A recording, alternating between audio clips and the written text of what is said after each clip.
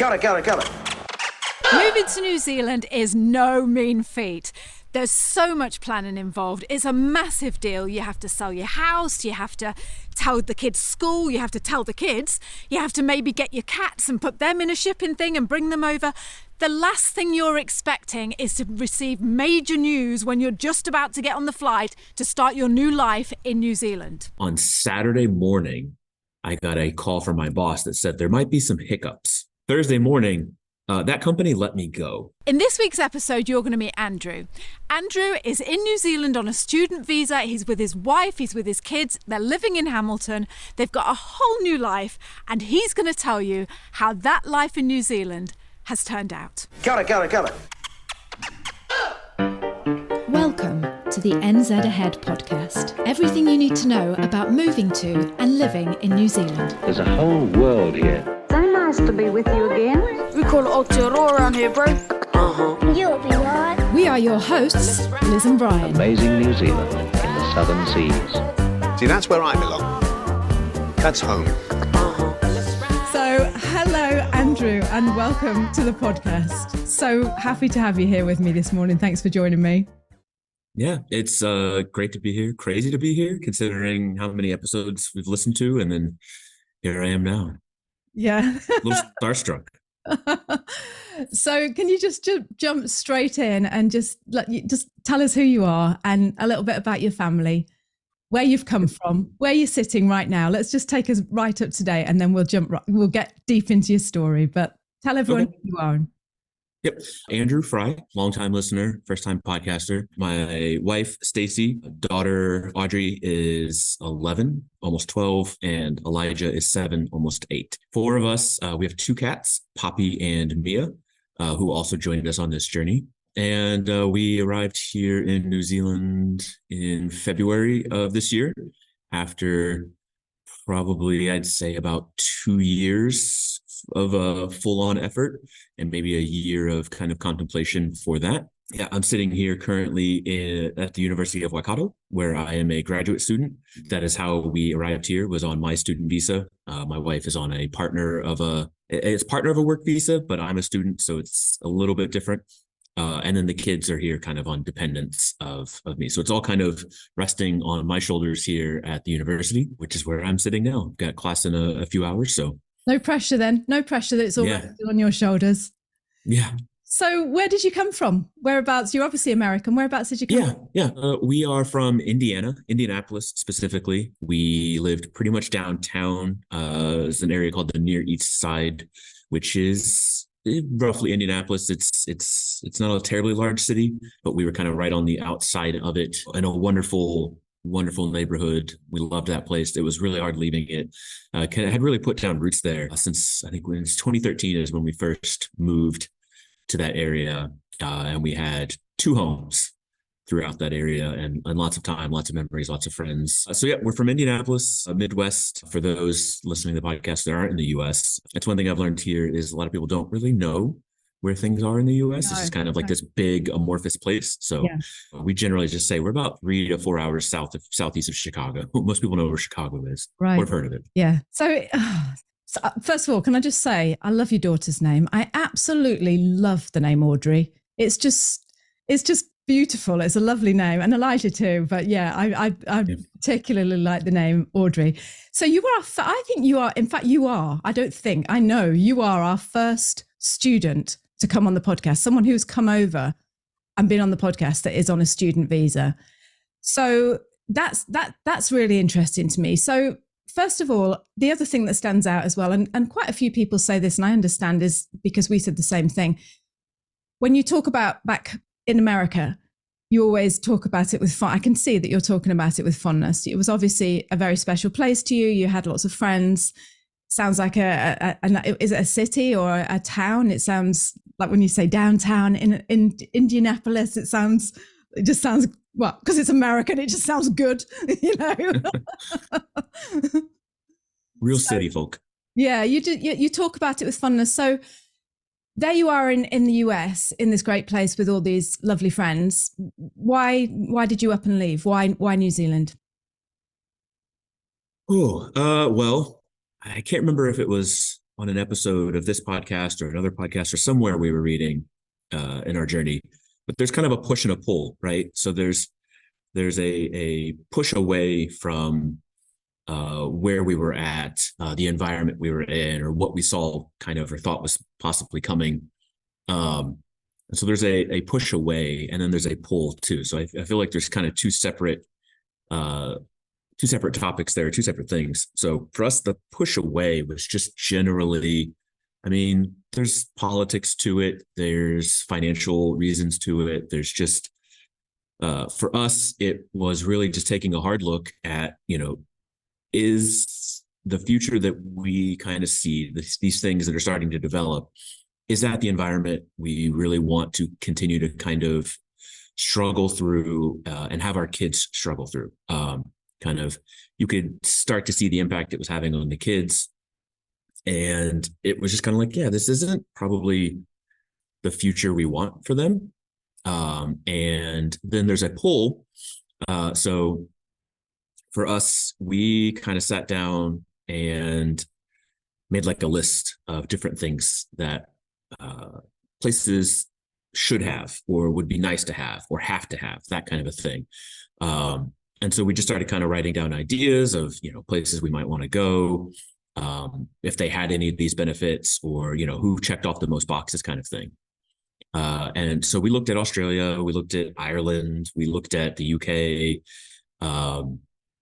we looked at Canada, we looked at Mexico, we looked at lots of places, because there are a lot of places where, your dollar can go more, right? Just, we talked a lot on the podcast about conversion rates and things. So there's places where you could go and your money would put you in a better place, but it may not have all these other things. And so just when looking at the whole picture, all the different check boxes, must have, nice to have, should have, those kind of things, New Zealand checked off most of those boxes for us. And so that's when we really decided that that's where we wanted to be pulled towards. So for us, it really just started with taking a look and saying, we kind of want a better future for our kids. And the poll here really kind of fulfilled some of that, as well as a better future for ourselves. So that led to the whole university conversation as well. So what were you doing back in Indianapolis? What jobs did you and Stacy have? So Stacy was a licensed mental health counselor in LMHC, worked specifically with kind of a lot of trauma-based therapy, some relationship therapy. A lot of her earlier experience was more in addictions and therapy like that. So she has her master's in professional counseling. So she had her own private practice and had been running her own private practice as a therapist for a couple years at least. Sorry, Stacy, if I get the times wrong. I was kind of in the corporate world, working as like an operations and proposal manager for a global tech company. And, working had a pretty flexible work environment before COVID hit. So then when COVID did hit, it was kind of easy for both of us to just work from home. So we were both homebodies, but kind of office mates, really, right? Two separate things. So she had her business and I was doing my work, and that was it. And the kids went to school, and, pretty typical day in, day out for us. Mm. So before we jump into, do you know what? I love doing these podcasts. I just feel like, I feel so privileged that you're sitting opposite me sharing your story. So thank you, first of all. But before I jump into why, how you came to New Zealand on your master's degree and things like that at the university, I just want to just go back to, because you did say we could see that it was impacting the kids. And obviously you and Stacy, in therapy, being a therapist and things like that, you would be on the lookout for things like this. But what kind of, if you don't mind me asking, what kind of things that came up with the kids that you thought, oh, hang on a minute, this isn't right? I think there's a couple different things, and I'm going to try not to get too personal with it. I mean, we're sharing and being a little vulnerable. I mean, obviously it's really tough to talk about, because I know there's other people in similar situations still who are trying to get here. So I'm going to try to be sensitive to everything. But for us, there were a few big points. One of the big ones was just gun violence. When our kids are having weekly active shooter drills, and there's just kind of that looming over them constantly. Where they're having more drills to prepare for that than they are for other things in life, or even just tornado or fire drills or things like that. That was pretty distressing. The other part is that Audrey, the oldest, is neurodivergent and has a couple different things that kind of complicate that. So that looming anxiety, which is not doing well for her mental health. Also, her neurodivergence was kind of caught a little later in her life. So the environment at school wasn't as not catering, but it wasn't a supportive or conducive environment for that. I mean, there were attempts were made, and I will give the school credit for that. But I think a lot of times the baggage that came with just having spent so long with some of those teachers and other students and peers and neighbors knew Audrey as Audrey and just kind of credited those things to more of an attitude, or kind of held it against her a little bit more than they would have if she had just come in and been like, oh, by the way, I have these things going on. So I think both of those things in tandem was just really not making it to where she felt like she could go to school and learn. She didn't feel safe at school. She didn't feel comfortable at school. She's a brilliant, very bright kid, but just in that environment wasn't either being challenged academically, but then was being challenged socially and emotionally. And so it was just a huge disconnect there.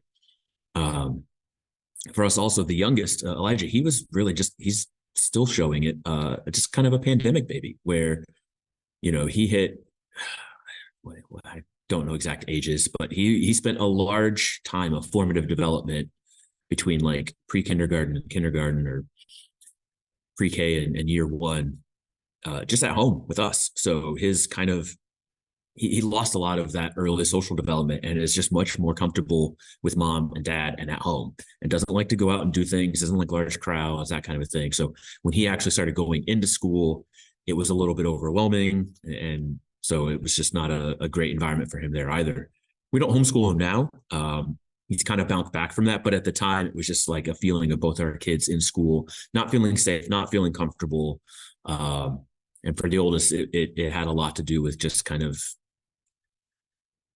gun violence, and then just her neurodivergence, as well as just the environment of the state of Indiana, doing its best to kind of regulate against just basic human rights, and her not feeling safe and comfortable there either in that environment, where she didn't feel like her rights and personal choices were being respected, even at 10 11 years old, and not feeling very hopeful for the future as she continued to grow up. So thank you so much for sharing that. And that was, and thank you, Audrey and Elijah, for letting your dad share that, because it's one of those things that I'm sure many parents, like you say, are going through. Well, we know they're going through similar situations, and it must just feel so desperate, because, no matter how happy you are and how pretty your town is and how many good friends you've got, if your kids are coming home and they're not happy, it just breaks your heart, doesn't it? It's just awful. So were you and Stacy both, I promise I'll get into the New Zealand thing in a minute, but were you and Stacy both like on the same page? You both just said, look, we are leaving? Or was one of you going, well, maybe we can make it work? But how did that look? You're smiling. So. It kind of waffled back and forth. I had friends who moved here from Colorado like 12 years ago. So I knew of people who had moved from the US to New Zealand. And back then it was just like, okay, these are friends, they moved here. And it didn't seem the same as it did, fast forward 10, 11 years when we're like, well, oh yeah. So I had kind of like, that'd be cool, right? 12 years ago, I was like, oh, sweet. Friends moved there. Seems like a nice place. Seems fun. And then my wife's cousin, actually, her and her husband and their family kind of bounced back and forth between the US and living here. They're both doctors. And then it was, I think, New Year's Eve 2019 when we were at a family thing with them, and they were about to move back here permanently. And so I think they really put the bug in Stacy's ear. That is kind of what led to a lot of this, right? So I didn't think it was ever a realistic thing. I'm just like, in the back of my mind, it's cool. It's a almost more of a fantasy. And then I guess after talking with them and, feeling a lot of the same things as well, I was like, oh, wow, that does sound like a better place. New Zealand is lovely, not to make it out as magical Christmas land, but when you start talking to people, that energy, that enthusiasm is there. So there is a magic to it. And I think that really stuck with Stacy. And then as things started to develop socially, politically within the US, within Indiana, it was really kind of like, what if we do it? What if we go? What if we get out of here? So again, it wasn't directly necessarily New Zealand, but it was like we knew people that had, I don't want to say escaped, but had just started a new adventure somewhere else. Yes. And so we kind of had those connections here, which is another thing that was on our list when we were checking that off. So it waffled back and forth of, well, let's check this out. It was less about let's see the results of this next election, because elections change and people get elected, people get voted out, that kind of a thing. So it wasn't any one individual candidate election, things like that led to it. It was just kind of this general feeling and sense that the system wasn't going to fix itself. It was just going to kind of keep spiraling into this broken state that we didn't want to be in. And so we kind of waffled back and forth of like, can we, can't we, should we, shouldn't we? And it was, I think, it was surprising to me when she first came up with the idea, but first came to me as kind of being willing and open to the idea. And I was like, sweet. And then we started exploring it. And then I was like, this sounds like a lot of work. This sounds like a lot of stress, a lot of risk. So, I looked at it pretty logically and rationally and kind of got turned off to the idea after that kind of, risk and effort assessment. We were comfortable. We had friends, we had family, we had roots that we had put down. And so she started pushing, and then I was like, okay, well, then we explored it more. And then I think it really was COVID that kind of like reset that for us, which was just, let's do it. If we can come together as just like a little family unit of 4 and make it just ourselves, because we, at that time, you detach from a lot of these social things. You're not going out. So everyone kind of was forced into that situation. And it really became just like, here we are, we're this family of 4. And if we can make it through this, sure, let's go somewhere. We can do it. If we don't necessarily need the grandparents or all these other things that are nice, that are lovely and we miss. But at the end of the day, it really is just, it's about the 4 of us and making it through together. So I think COVID kind of really coalesced our back and forthness together. And that's really when we started taking a big, harder look at doing it once the world got out of that. And what did you say to the kids? Did you just say, how did they take it? Elijah, being so young at the time, was just like, okay. Because again, being that sort of pandemic baby he was, it's like, if I'm with mom and dad and Audrey, cool. Yeah. He's pretty happy-go-lucky with that. No, he wasn't quite old enough to have the strong attachments that would make it difficult for him. How old was he? So this is 2023. So he was just 6 or 7. 6 or 7. When he first found out, it's like 5. So he's kind of just grown up knowing that we were moving away at some point. But he never shied away from making friends or having fun. So he had friends, and he hisses some of them, and that's perfectly natural and normal. I think Audrey took it a little bit more in stride at first, and then kind of waffled back and forth as well. Like, well, I have these really strong attachments with certain people, and I am struggling to balance that with the fact that it sounds exciting and kind of a restart, and I want to get away. There's people that she wanted to get away from just as much as she didn't want to leave other people too. Yeah. So she was kind of at that age where it was like, fresh start sounds nice. sounds exciting. But you know, anxiety starts to take over in a kid's mind. And I would say in general, they both took it pretty well, better than we expected, better than some of the adults we told. Yeah. Yeah, I bet.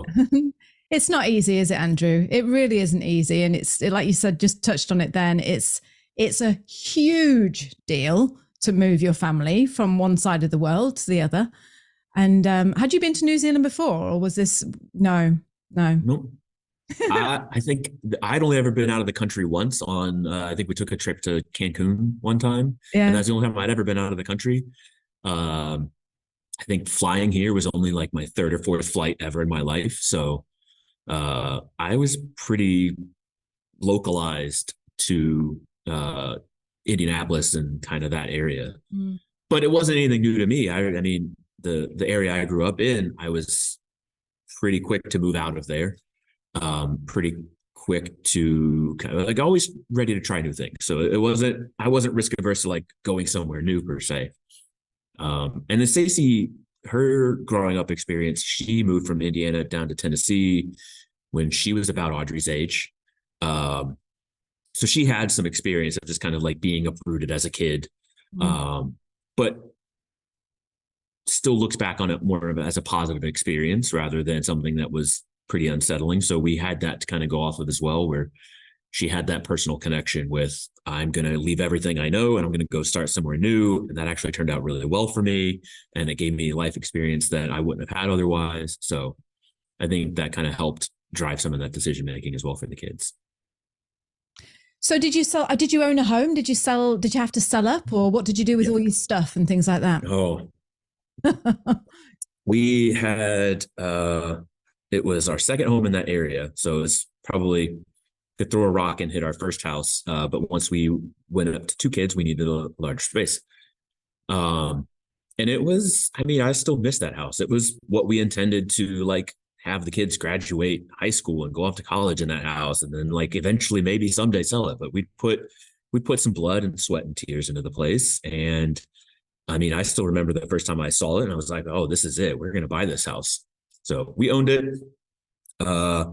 When we decided to sell it, it sold pretty quick. It was kind of a very, very hot market. So I think we were in the right place at the right time when we sold it, to kind of get as much out of it as we did. And that again was kind of a big, we couldn't do it if we hadn't sold the house. Right. So we acknowledge and understand that privilege and position of privilege that we had to be able to do that. And then we knew we were coming roughly when we were coming, just because that was one of the things that drove us the student visa route, which we can get into later. Yeah. So we downsized pretty heavily, knowing what was coming into still a 3-bedroom duplex, half of a duplex, and rented that out for about 6 months while we spent a little more than 6 months. And we spent that 6 months kind of trying to live comfortably, but also getting rid of what we could. We're not taking this bookshelf. We weren't taking furniture, right? We had done the math and we had looked things up here and said it would cost more for us to ship everything we have than it would to just buy it all new there or new or used. So we, the Slack group, they're not paying me to say this. The Slack group was invaluable in that some of that decision making. Just learning kind of what other people had done and experienced and being able to say, well, we know this works, so we're going to follow that kind of plan. So yeah, we condensed down to 4 of these large Plano trunks and some big duffels, bags for clothes and things. And over the course of that 6 months, just kind of kept condensing down and packing away what we were going to bring with us. We gave the kids each, I talked about this a little bit in the Slack group. We gave the kids each their own trunk. So it gave them a little bit of control of what they could and couldn't keep. It said, keep anything you want. It just has to fit in this trunk. And it can, So it helped them feel a little more, in control of their own destiny there with what they could and couldn't keep. And it taught them some valuable lessons too about like what is really important to them versus what they just want to throw in there because it's easier than deciding whether or not they're going to keep it. So yeah, we sold the house, and then we spent about 6 months downsizing. And then we found out that the last visa had been approved, and spent like the next 3 days completely getting rid of everything else. So it's funny, isn't it? Because like you mentioned the Slack community, but we've got like Team Purge, and then we've got Team everything, haven't we? Like, you know, and it's just like they've got these little jokes going on that they're in the back garden just burning all the stuff that they don't need. They don't do that, by the way. But yeah, it's an interesting one, the Purge. As you know, we brought everything with us. And you know what, Andrew? Half of it's in the loft. We were talking about this the other night. I can't tell you what's in that loft. And we had the exact same conversation. I said to Bri, if you turned around to me and said now, by the way, Liz, the loft is empty and it's all gone, I sold it all, I couldn't tell you what was in there. And it would just, looking back, I've got a lot of respect and admiration for people who are brave enough and just like that to just not have that attachment and just think, no, we don't need it. We can, like you say, you can get secondhand here when you get here. It's not a big deal. But also, you know, just like that very, very personal thing, like maybe letters or, you know, like a china cup that your grandma gave you or something. Yes, very well, bring that. But do you really need to hump a double bed over when you can just, you know, get... Thing is, I wanted my double bed because my double bed's comfy. So you know, it's just, but no, I've got a lot of respect for you for doing that. Yeah. It's not easy. It's not. It's a choice that you have to make that calculation in your own mind of like, is this worth it? And to us, nothing. There were a few pieces that were difficult, not just physically to get rid of, like heavy and old, but just like, yeah, it's like, oh wow, somebody gave this to me, and I think one of the biggest, most fragile things we brought over was just like I think it's a grandmother clock. It's a hanging wall clock. But it fit in the bottom of the trunk. Oh, okay. Is it one of those bubble wrapped up really nice thing on it? Yeah. Okay. Yeah. We call those grandfather clocks. Yeah. Just like, oh, they're lovely. They're really nice. Yeah. Yeah. But again, we still haven't hung it up. It's just, it means more than its practical use because it was a gift. And there were a couple other gifts. It was like, this is really hard to get rid of. And there were other things too, but it was that calculation of this bed doesn't mean anything. Does this couch is like, okay, it's a couch. Yeah, there was really nothing that we were that critically attached to that couldn't be bolted down. That's probably not the correct expression, but yeah, we're funny things, human beings, aren't we? The way that we give attachment to things and like, oh yeah, that's mine. You know, like sometimes if I get in my own head, I sit here sometimes and I think, right, we're just sitting in like a box made of wood, you know, and like we're so, it's true though, isn't it? And we're so like, oh, this is our house. Like, you know, it's like, that's a bit weird when you think about it. Just like, if you really think about it, it's a bit weird, isn't it? How we just put ourselves in these little boxes and fill them with stuff and then just feel all like little moles, like, you know, like little, oh, nice and cozy and nice and secure. But it's just, yeah. So again, you've got to be a certain kind of person to step out of a box and just think, right, okay, let's get my family and let's get to the other side of the world. And not only that, let's sell my house that I thought I was going to retire in and grow old in, and sell that and let's shift over to the other side. So tell me, why didn't you just come over? Because couldn't you come over on Stacy's ticket because she's in healthcare, or couldn't you come over as a tech person because you do techie things?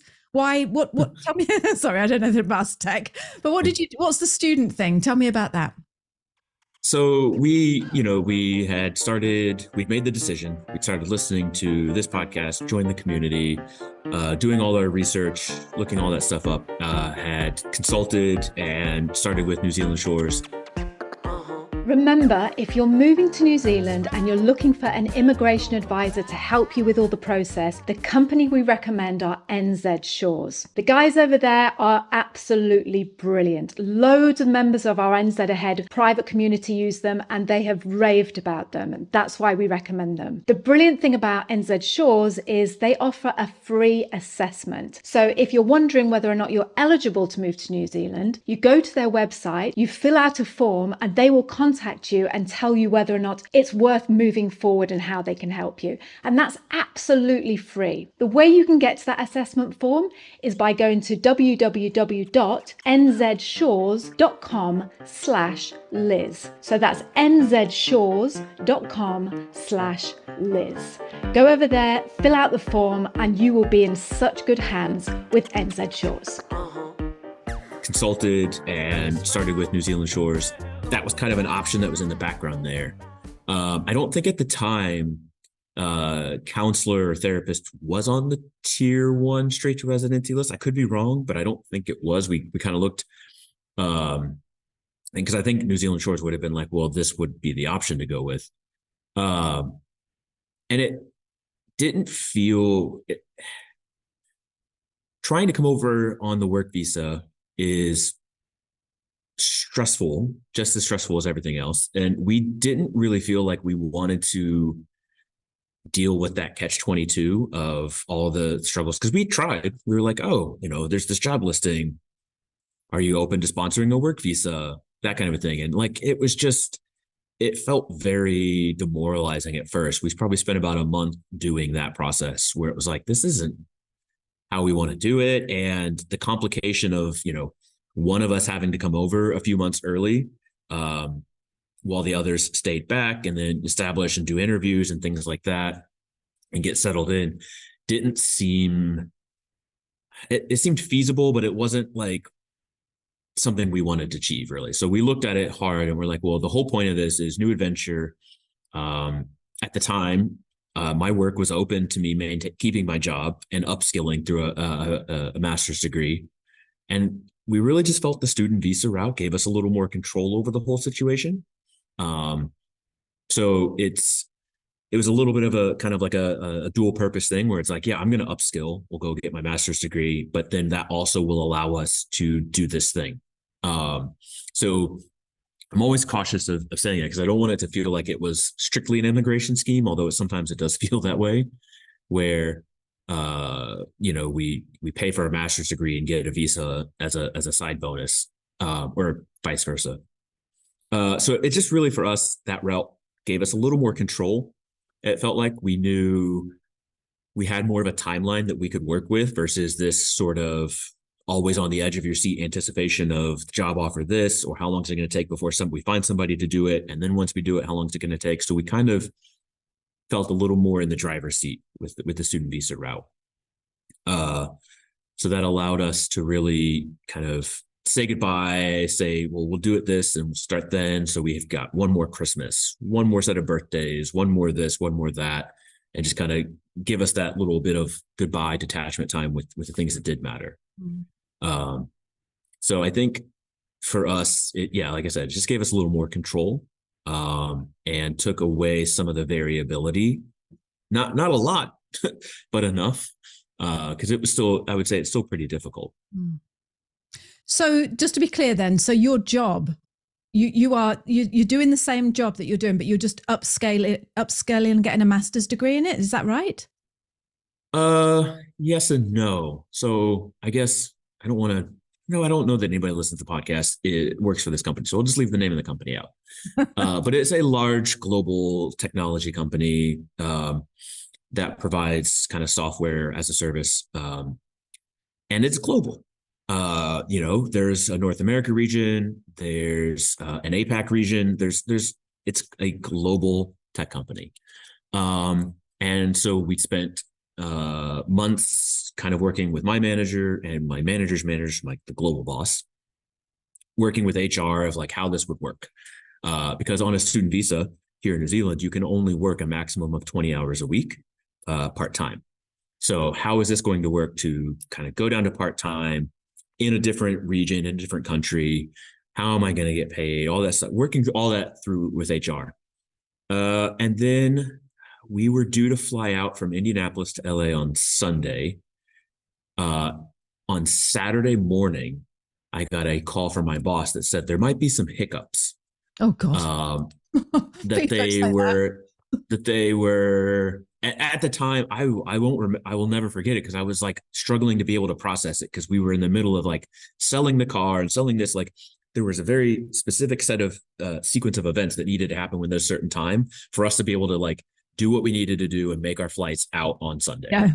Yeah. And I'm like hearing this, and I'm like, I'm struggling to process what you're saying. So I spent most of the travel time kind of worrying and stressing about that. And then the day after we got here, so flew out of LA on Monday, crossed the international date line, get here on Wednesday morning, crashed Wednesday once we got it into town. Thursday morning, that company let me go.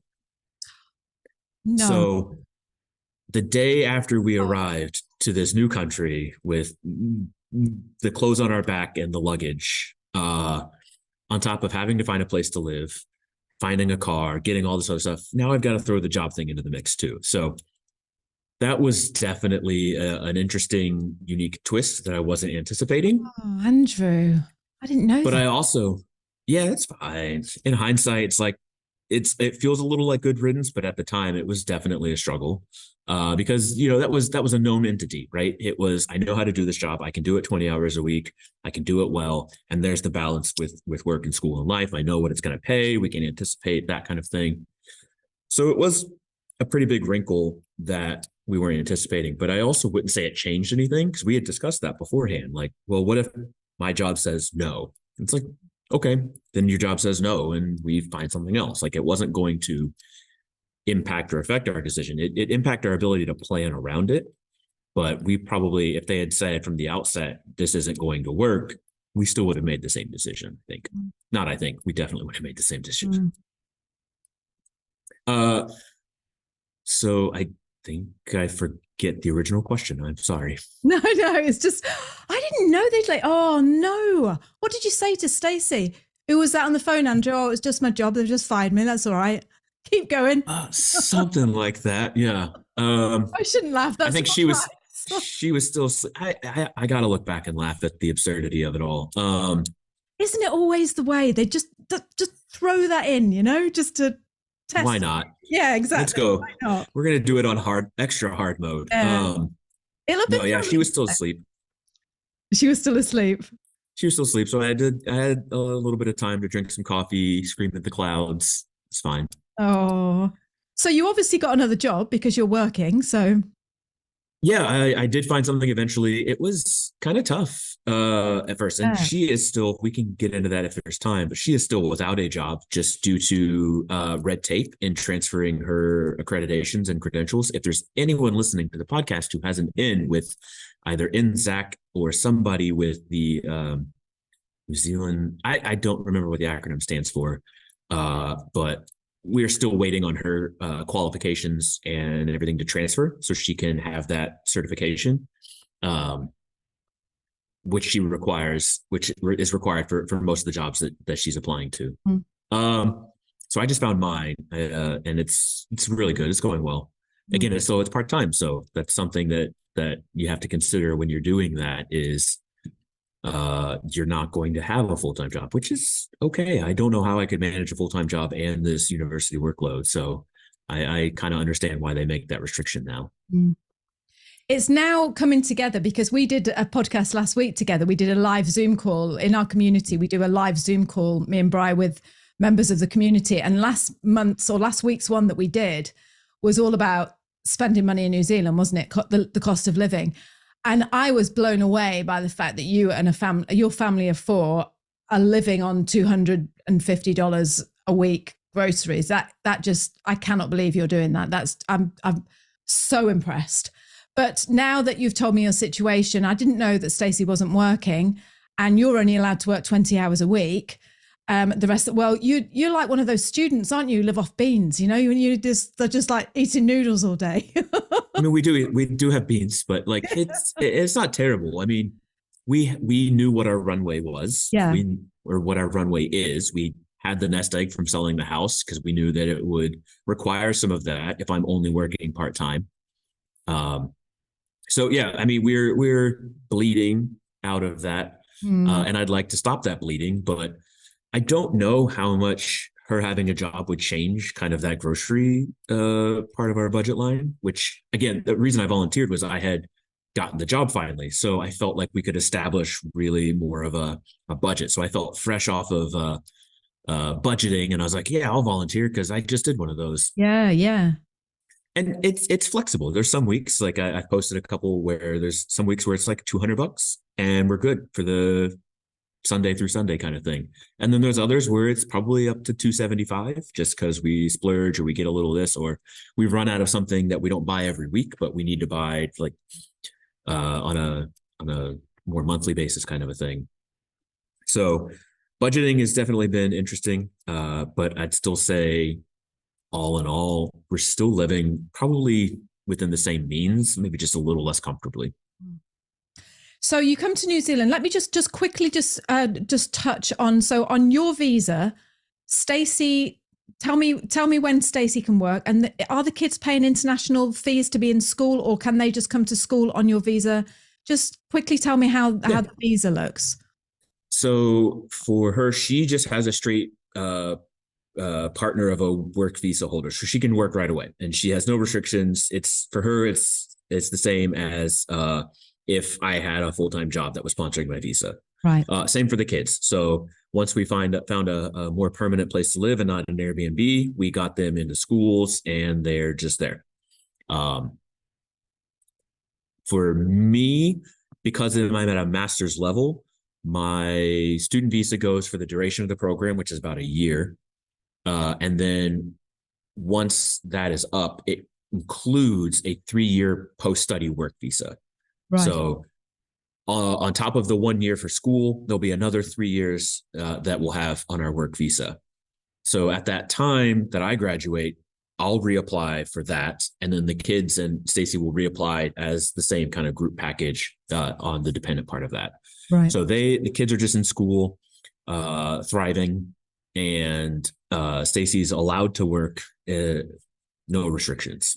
But she's just waiting for her qualifications to be waiting for those. Yeah. Yes. Transferred, or if there is a second path we're working on now where she'll be able to earn a different set of qualifications, but still kind of within her realm and her skill set. How is she? Is she okay? Is she okay with just going? She's bored. I was going to say very bored. Yeah. Yeah. It's not easy, is it? Going from being a professional and then coming over and just, I'm sure she's not sitting there twiddling her thumbs, but it's a massive lifestyle change, isn't it? Just to. Yeah. I mean, for us, we said for the first few months, it felt very much just like a stressful vacation. Yeah. So you're in this new place, you're kind of having fun, but you're also super stressed out. And I feel like that's still kind of a phase we're in until really we've got that second income coming. Yeah. Not just income, but something to do, feeling like you're contributing. Yeah. Getting back into the swing of things and having a rhythm. So, I mean, not that parenting isn't a full-time job, because it is, but I think that it's just boredom, and there's some frustration as well, right? There's 2 different positions on the tier 1 straight to residency green list that she could fulfill, but because of I don't think it's red tape, just I don't even want to call it bureaucracy, but the lack of sort of not enthusiasm, but lack of effort from the qualifications teams and departments that are supposed to be working on this. She's just sitting around for 6 months, unable to fulfill any of these roles. So we really need these people, but we're going to really drag our feet. This other organizations are going to really drag their feet on getting those qualifications. And it's like, there's a huge disconnect there. So it's supremely frustrating. Yeah, I bet. I just want, I've got so many things I want to ask you, but I always think when I do these podcasts, it's like, just allow 3 hours, Liz, so you can just get in. But I'm aware that you've got work to do and you've got an appointment to meet. So the kids, how are they? Are they happy in school? Oh yeah. I mean, not without normal issues for their age range and things like that, but I would definitely say, if we look at one of the reasons we wanted to move here was better for the kids, check that box off the list. Really thriving. Audrey is doing great at school, excelling in academically, being challenged academically. And I think part of that too is just there's a lot of new things for her to learn that she probably wouldn't have had otherwise. So she's learning the history in classes is a lot different. So she's got to catch up on that, but she's doing it brilliantly. and just she goes to a smaller school as well than she's used to, but she chose that. She had the option, and that's what she chose. And she's made friends. She's there's other kids that probably aren't the nicest to her, but that's going to happen at any school you go to. You're not going to find a perfect environment where everyone's all hunky dory, but she's just really thriving in that. And then Elijah, definitely the same. I think there was a little bit of struggle on Elijah's front academically, just because, the curriculum and style of teaching in the US is different than here. So he had a little bit of catching up to do, as well as them kind of being bumped up years, just because of their ages and when the terms started. But he's just, it really just needed a few months of him being in a routine versus as disruptive as moving here was. And he's doing great academically. Socially, this kid doesn't know a stranger. He just makes friends on the playground with anybody. He doesn't like when I say it, but I mean, this kid is Kiwi as, because he's barefoot everywhere. He'll put on shoes, get to school, and then the shoes just come off. He is trying all sorts of different inventions on toast. Just likes to make whatever he wants and puts it on toast. He's drinking tea. Like this kid is just really kind of becoming his own little Kiwi self. So it's really great to see from him that it's kind of really getting into it. Like the excitement was never there. Also, you should have seen this kid at Matariki. He loved everything about Matariki. Really? was amazing to him. So he really embraced that. And grew quite a bit culturally and learning all of that kind of stuff. So yeah, I'd say the kids are just doing great. Yeah, just great, and it's really lovely to see. That's great, because I like what you just said earlier. Because as you know, I make it a big point to let people know that exactly what you said earlier. It's not the land of milk and honey. You're not going to get here and it's just going to be like, ta-da! Everything is just wonderful now. It's great. Don't get me wrong. It's my mum always says it's not paradise, but it's close, sort of thing, but it's just that I remember vividly that feeling. When you just said that, I just thought, it just brought everything back. When you first arrive here and you're supposed to have this feeling of like, we're in New Zealand, let's get with us, let's get a camper and drive around. But all the time in your back of your mind, and Brian especially, you're thinking, well, how am I going to get a job? Where are we going to, what are the kids going to be like? Where are we going to live? What's Stacy going to do? It's just, you want to be able to just go, we're here, but you can't. And that's reality. You're here, you're starting a new life. You've got it all to sort out, but what I will say to you as a reassurance is once Stacey's qualifications come through and she starts work and, everything it does start to fall into place. You just get that routine going, but those first few months, they're tough, they're just, and that's normal, isn't it? You've come from the other side of the world, a completely different culture, it's just, everything's new. Like I say, Stacey's not working and just kids have got to make new friends. And it's a big readjustment, isn't it, Andrew? Yeah. And I think the planner that I am, foolhardily thought, with as much time as we had to plan and going student visa route, we felt a little more in control, that things would fall into place kind of in certain ways and at certain times. And by and large, they have, but that time frame is just wildly different than I would have anticipated. So it takes time. We're 6 months in, somewhere around there, and things are starting to take shape. I think for us too, or at least for me personally, when we first started talking about it and making serious plans to make the move, I was like, well, okay, cool. The school will start hitting. A big kind of moving target, or not moving target, was we just wanted to be here by the time the World Cup happened, right? Yeah. Well, as long as we can make it by the time the World Cup starts, right, that we'll call it a success. Yeah. So, I took Audrey to the opening match up in Auckland, and it was just, that was a huge sigh. I mean, mentally just being like, we did the thing. We're here. We made it. It was kind of that processing of what I thought I was going to get at the airport when we landed. Yes. Yeah. But it took several months later before it finally just kind of hit me that we'd done the thing and could kind of breathe a little bit and enjoy it a little more than just feeling constantly like, Got to fix this, got to do that. So, oh, stories like that always bring a tear to my eye. And, it's just, it never leaves you. 14 years later, I can stand on our deck sometimes and I just say to Brian, can you believe we live in New Zealand? Yeah. It's so weird. It never leaves you, Andrew. That's good to hear, because I don't want to lose it, right? I'll step out in the backyard to take the trash out and look up and just be like, wow. Because you can see stars all the time, every night, not unless there's clouds, but just there's some magic to it that I hope never goes away. Yeah. Well, it hasn't gone away in 15 years. Awesome. Yeah. And, I was talking to Tanya from the Slack group. I did a podcast with her a couple of days ago. And I said, what? She's come from England. And I said, what is it about New Zealand? Why New Zealand? And she said, Liz, it's a really difficult question. She said, because you have to be here. She's been here a year, bear in mind. She's a year in September, so a bit longer than you. But she just said, it just feels free. And I saw her face when she said that. And she just and I don't know, free from what? She said, but it just feels free. And I was like, yeah, I get it. But she also said, you have to be here to get that feeling of yeah, I'm here. It's just.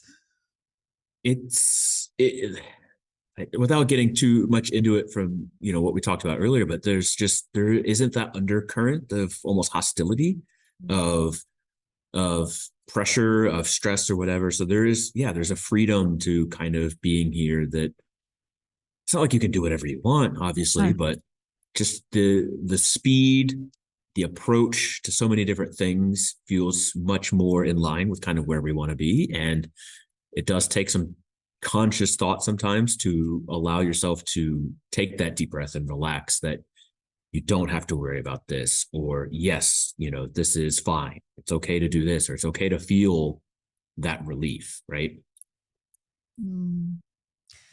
Oh, Andrew, before I let you go, because I've kept you now. We've got a couple of minutes left, but before I let you go, you're in the Tron. You're in Hamilton, aren't you? Yeah. Yes. I don't know why everyone talks bad about this place. Tell me about Hamilton. I mean, yeah. What is it like? I don't want to say it's flat. It's not as vertical. So we're city folk. I'm used to living in a more urban downtown environment. So the CBD is nice, but there's only a few tall buildings, kind of a feel. But it's almost like a Goldilocks little city. And I don't want to oversell this, but we didn't want to live in Auckland. We still don't want to live in Auckland. No offense to anyone in the Auckland group or Ryan or anybody. He's more Northland anyways, but Auckland it doesn't seem like it's for us. But we're close enough that if something's going on in Auckland, we're an hour and a half on a good day with traffic away, That's 2 cool. hours if it's bad. We've got 45 minutes if we want to go out west to Raglan to the beach, or we can go out to Tarnona for an hour and a half. We're close to Hobbiton. It feels really well centrally located. Yeah. So we're close enough to whatever we'd like. The cost of living is probably lower than it would be in Auckland or Wellington or Christchurch. I don't know about Dunedin. That's a little too far south for Stacy. She wanted more sunshine. Don't want to get into that debate, but we love Hamilton. I think for us, it's definitely a little slower. There's less to do. It's more like pockets of which mall you're closest to, but it's still a great city. I don't know why people talk bad about it. It's cost of living is good, centrally located. It's beautiful. We're fairly close to the river, so it's got a big river running through the middle of it. Lovely city, lovely people. Could be happy living here longer term. So we don't know what the future holds, but if we're still in Hamilton and there's jobs for us here, could be perfectly happy. Yeah, I must admit, I love Hamilton. I think it's a lovely city, and I love the fact that it's so close to Auckland. Have you been to the Art House Cinema there yet? Have you been to that little cinema, the little art house one? Can't remember. In Hamilton? Yeah. There's an art house cinema. It is the prettiest, loveliest cinema that you'll ever go to. It's got all purple velvet curtains, and there's big seats where they serve you tea and coffee. I think you can have a glass of wine, and it's one of those boutique cinemas. Yeah. Yeah. It's upstairs somewhere in a mall, if I remember rightly. But we've been there a couple of times, and it's just a lovely night out. really, I wish we had one of those in New Plymouth, but we haven't. And also the gardens, where you can go look around all the little parts of the world, like the India garden, Japanese garden, and it's just gorgeous. And it's free. I know. For now, I think they're talking about making it not free for non-residents, but that's a whole other conversation. There's so many different things to do here. Playgrounds all over the place. So many different things to explore that, I mean, I think even more than a year out from now, we'll still be saying, oh yeah, we haven't done that yet. We need to try this. We need to do this. The gardens are a multi-visit experience where you have to go more than once to really appreciate it. But then, if you want to go to the Auckland Zoo, you can go to the Auckland Zoo. If you want to go hit up a beach, you can choose a direction and find a beach pretty quickly. That sounds great. And you're happy? How's the university? Are you happy at university? Oh, I mean, no, who likes school? I could see a part 2 coming up here. Yeah. I feel like I'm achieving my goals, right? I am learning some new things, which is great. I definitely probably feel I feel young, don't get me wrong, but I feel old sometimes in some of these classes, because it definitely feels like some of these kids are coming straight out of their bachelor. So it's just like, you go from secondary and then you grab your bachelor's degree and then you just do your master's degree. So I feel a little older than a lot of the class. Are you the oldest class? I don't think so. No. There's a couple others, and it depends on the term as well. But yeah, I feel like I'm checking those boxes. I'm achieving those goals. Definitely feel like it's a valuable experience versus just I'm doing it to get a master's degree to my name, right? So I'm only 2 terms in, so there's only really 1 trimester left, and then an internship, and I'll be done. Right. And do you just like turn up and go, like, I'm imagining you turn up and you go to a classroom and it's like all layered like this, like, like going back and the person at the front stands at the front and gives you all these lessons. Is that what it's like or not? I mean, kind of. It's smaller. I could turn the camera around really quick and show. Oh, let me have a look. Yeah. All right, fine. Like so I'm just sitting at the front end of the class, and it's your pretty typical. Yeah. See, that's how I imagined it. Oh, that's good. Yeah. And it's a very short master's program. So it only takes a year, and there's only 2 papers. They call them papers, not courses. There's only 2 papers per term. So I'm really only on campus once or twice a week, which is not how I expected it at all, right? I thought I would be here Monday through Friday, taking all courses, different things. No, I'm here a couple days a week, and that's it. That's the other nice thing about Hamilton is that nothing is too far away. So I live probably on the opposite end of the city, so the northwest corner, and this is probably on the southeast corner. Yeah. The university, but it still is 15-minute drive, 30-minute bike ride, probably 20 to 40-minute bike ride, which I've done when the weather's nice enough. It's been raining a lot, but nothing in Hamilton is far away, and then Hamilton isn't far away from anything else either. Oh, it's a great story. I love hearing people's story, and yours is fantastic because just to do that whole thing and come over be a student, that must have been a big life-changing. If you're going to do it, you might as well go the full hog, mightn't you? Just change everything about your life. And you brought your cats over, okay? They're with you. Yeah, those little. I can't curse, but yeah, they're here. I'm sorry, Stacy and kids, if you listen to this. I love our cats and they're great. But I still don't know if that math checks out in my head. But they're fine. They're great. It's a hard one. They took a week to kind of really get settled in and realize kind of what had happened. But I think they've forgiven us at this point based on the number of cuddles we've gotten. So yeah. Oh, so and I know you found a rental that would take your cats and things like that, but yeah. Oh, again, it's a whole new topic, and I know that I can't keep you much longer because I've kept you an hour. But maybe you just come back and just do part 2 and just let's catch up when Stacy's working and just tell us how you're getting on. But happy to do it. I really appreciate you coming on, and I appreciate you so much for everything that you give to the Slack group, Andrew. Like I say, just joining in and just letting us all know, because it's all very well when you haven't moved here yet and you're all in that same boat, but valuable stuff is when someone is here and you're like, what's it like? You know, how are the kids and what the supermarket's like and things like that. It's just, so I really appreciate everything. Me and Brian really appreciate everything that you bring, and just for joining me on this podcast today. Yeah, we appreciate you guys and the community. We really, honestly, truly wouldn't be here without it. So, thank you. You get off to class now, so that you're not late. Have you got your noodles in your bag? Your pot noodle? Yeah. No, I'll probably just skip. I don't know that it's in my budget today. Okay, well, you give Stacy and the kids a big hug from me, and like I say, thank you for your time today and for joining us on the podcast. And I'll speak to you soon. Okay, bye Andrew. If you dream of moving to New Zealand, then you are going to love what I'm about to share with you. 12 years ago, when me and Bri emigrated to New Zealand, we were scouring the internet, trying to find any information that we could about what our life would be like when we got here. And basically all we had was YouTube. So we made this vow. We said, when we get to New Zealand, we're going to create something that we can share with others that answers those questions that you're so desperate to know about. Like, what is your life going to be like when you get here? And that's what I'm here to offer you today. We have created a 5-day free, absolutely free video guide that shows you what it's really like to live in New Zealand. This stuff is unique and it is fabulous. You are not going to find it anywhere else on the internet. And like I say, it's absolutely free. You'll be sent a video every day for 5 days and you will know what it's like in New Zealand. So head over to the website. It's www.nzahead.com/free. One more time, that's www.nzahead.com/free.